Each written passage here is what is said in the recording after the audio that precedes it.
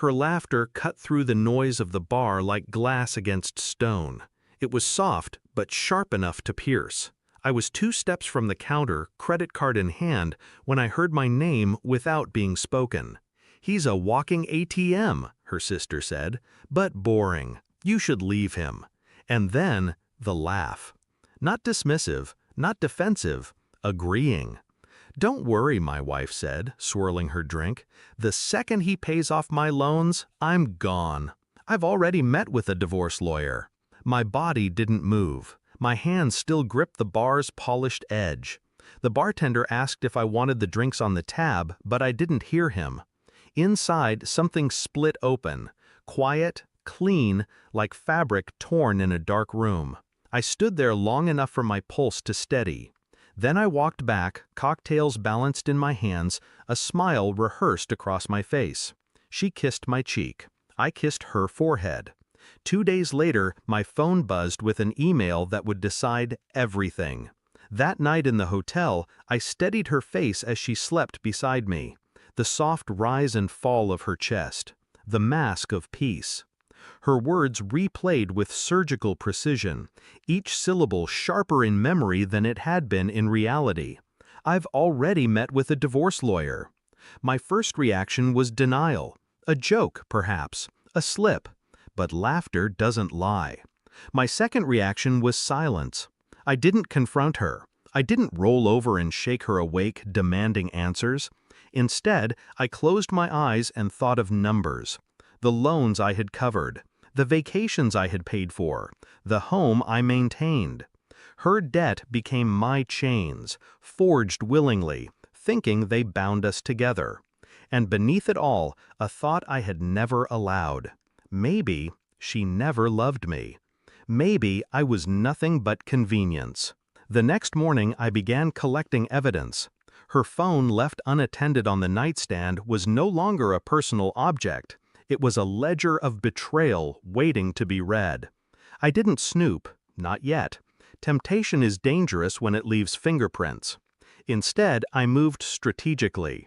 Receipts, emails, account transfers. A pattern emerged. Payments I had made to her creditors were quickly followed by unexplained withdrawals from her personal account. Cash, thousands of it, drained into silence. Her sister's words echoed. "He's a walking ATM." I played the role of doting husband perfectly. Smiles at breakfast, polite conversation at the pool, her hand on my arm, my hand steady on hers. But every touch felt like counterfeit currency. I contacted a friend back home, an attorney, discreet and precise. "Check the divorce courts," I told him. "See if my name has already been whispered into the system." That evening his reply arrived. Yes. Petition drafted. She met with a lawyer 2 weeks ago. The air thickened around me. Yet I smiled across the dinner table as she leaned close, her perfume clinging like smoke. 2 days later, the evidence arrived in my inbox.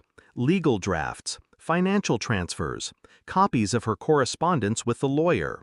She hadn't just considered leaving me, she had mapped it with the precision of a thief planning an escape. That night I printed the papers, slid them into a plain envelope, waited. When she returned from the spa, glowing and careless, I handed it to her. "What's this?" she asked. "Open it." The silence that followed was surgical. Her hands trembled as she scanned the pages. Her eyes widened, her lips parted, searching for excuses, for explanations, for lies. But I gave her nothing. No anger, no raised voice, just quiet observation. Her mask crumbled.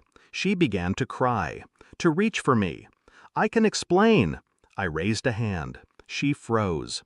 The tears only made her smaller. I didn't scream. I didn't accuse. I simply slid a second envelope across the table. Inside were the documents I had prepared while she slept in luxury, paid for by my devotion. Legal transfers, bank withdrawals, asset protection. Everything she thought she could take from me, already locked away. Her face collapsed. The weight of realization broke her posture. "You planned this?" "No," I said softly. You planned it. I just listened. The silence that followed wasn't empty. It was full, crushing. For the first time, she saw herself in the mirror of my eyes, and she didn't like the reflection. The next morning, I left before sunrise. Suitcase packed, keys on the counter, credit cards canceled. She didn't follow. She knew it was over.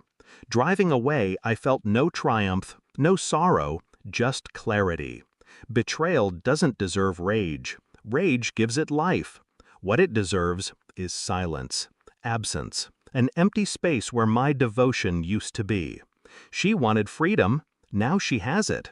But freedom without a target is just loneliness. As for me, I am no longer an ATM. I am gone. And sometimes, leaving quietly is the loudest revenge.